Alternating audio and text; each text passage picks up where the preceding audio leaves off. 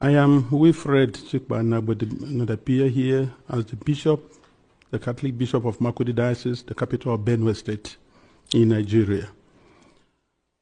I am the shepherd of one of the 4 dioceses, Catholic dioceses in Benue. We have others, Anglican, Methodist, and Pentecostals, which certainly Benue State has a population of about 6.1 million people, 2 million of whom are those under my care as the bishop of the diocese.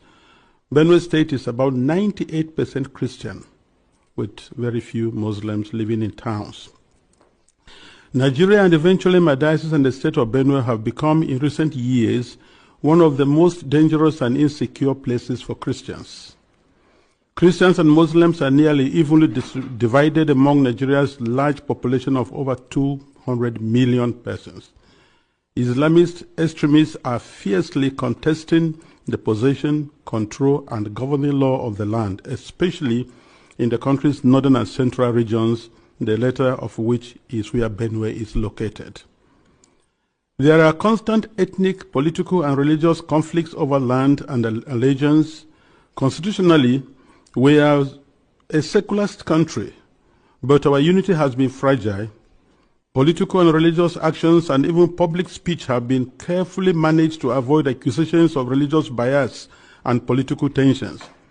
Today, the clear influence of Islamist extremists has changed the traditional social dynamics of tribe, ethnicity, religion, and the social status in Nigeria.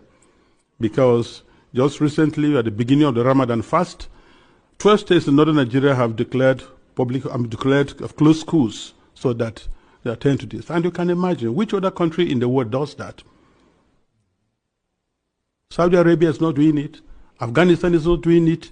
Baghdad is not doing it, but then Nigeria is practicing. What kind of Islam are they practicing? 12 states, and not only Muslims are living in these places.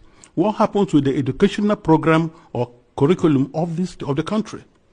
But this is what we are going through every day in Nigeria. A long-term Islamic agenda to homogenize the population has been implemented over several presidencies through a strategy to reduce and eventually eliminate the Christian identity of half of the population. This strategy includes both violent and non-violent actions, such as the exclusion of Christians from positions of power and adoption of such church members, the raping of women, the killing and exploitation of Christians, the destruction of churches and farmlands of Christian farmers, followed by the occupation of such lands by the Fulani herders, and also changing the names of these villages. They are taking over the places